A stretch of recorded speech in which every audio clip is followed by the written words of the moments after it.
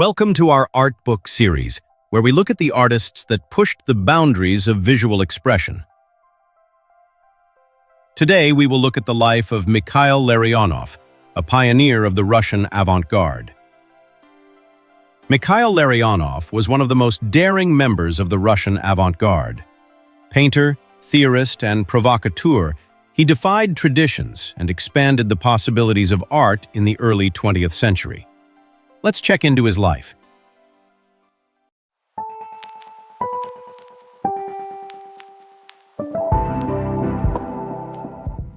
He was born on June 3, 1881 in Tiraspol, at the home of his maternal grandfather Petrovsky. His father, Fyodor Larionov, was a military pharmacist. His mother, Alexandra Larionova, came from a cultivated provincial milieu that would leave a lasting imprint on his sensibility. From 1891 to 1895, he moved to Moscow with his family and attended the Voskresensky Secondary School. The contrast between provincial Tiraspol and metropolitan Moscow began to shape his dual sensitivity to both urban and vernacular culture. He enrolled at the Moscow School of Painting, Sculpture and Architecture in 1898. He studied under Konstantin Korovin and Valentin Serev, absorbing both painterly freedom and structural discipline. He worked as an assistant to Mikhail Vrubel on the decorative design of the Metropole Hotel in Moscow in 1899, an early encounter with monumental and decorative thinking. He met Natalia Goncharova in 1900. Their lifelong artistic partnership began, grounded in dialogue, mutual influence, and shared experimentation. In 1903, he worked in Tiraspol with Goncharova, strengthening his connection to direct observation and rural motifs. He met Sergei Diaghilev in Moscow, opening a path toward international artistic networks. He lived and worked in Tiraspol in 1904 and participated in the 26th exhibition of the Moscow School. In this time, early Impressionist tendencies became visible. In 1905, he participated in the 27th exhibition of the Moscow School and exhibited Impressionist works, Barn Corner, Rose Bush, c. He also joined the third exhibition of the Union of Russian Artists, Moscow. He participated in major exhibitions in Moscow, St. Petersburg, Paris, Salon d'Automne, and Berlin in 1906. He traveled to Paris with Diaghilev's first direct encounter with French modernism. This year marked the transition from Impressionism toward a more independent pictorial language. From 1906 to 1907, he continued exhibiting with the Union of Russian Artists and began to distance himself from its aesthetic orientation. In 1907, he participated in exhibitions in Moscow, St. Petersburg, and the Venice Biennale. This time, he began to move toward primitivism and urban popular imagery. From 1908, he exhibited widely, Golden Fleece Salon, Kiev, St. Petersburg.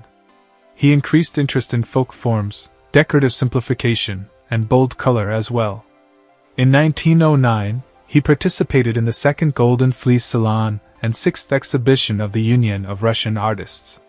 He gradually ruptured with academic and symbolist traditions becomes visible.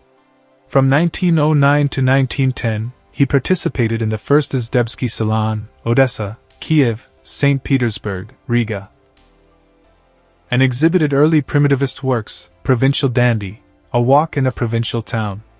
He graduated and received the rank of second-class artist.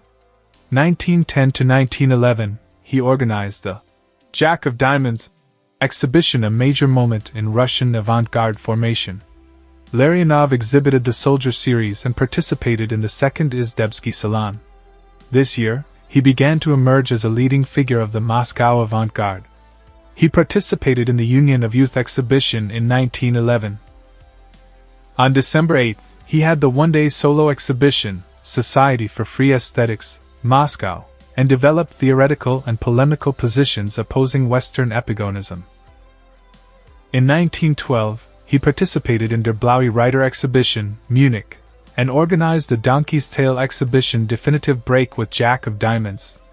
This time, he produced futurist books, lithographs, and graphic experiments, and first Rayonist works appeared late in the year.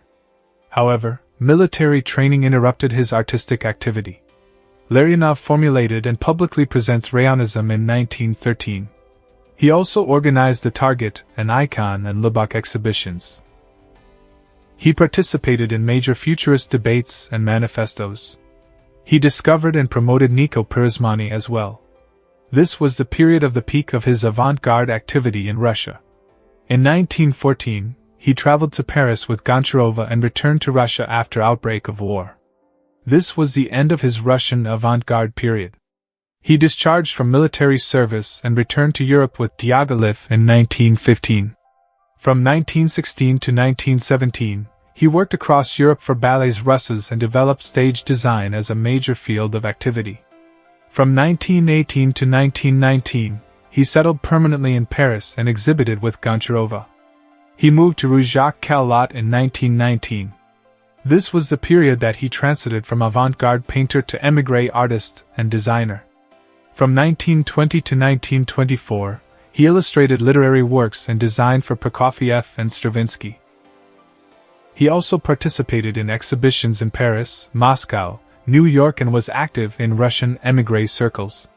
From 1925 to 1929, he continued theater work and painting. In 1929, he had the new designs for Stravinsky's The Tale of the Fox. However, the death of Diaghilev marked a turning point. He had the solo exhibition at Galerie de l'Époque, Paris, which was the important moment of recognition in 1931. In 1936, he participated in Cubism and Abstract Art, MoMA, New York, and received international recognition. In 1938, he acquired French citizenship with Goncharova. From 1941 to 1946, he worked under wartime conditions, continues exhibiting.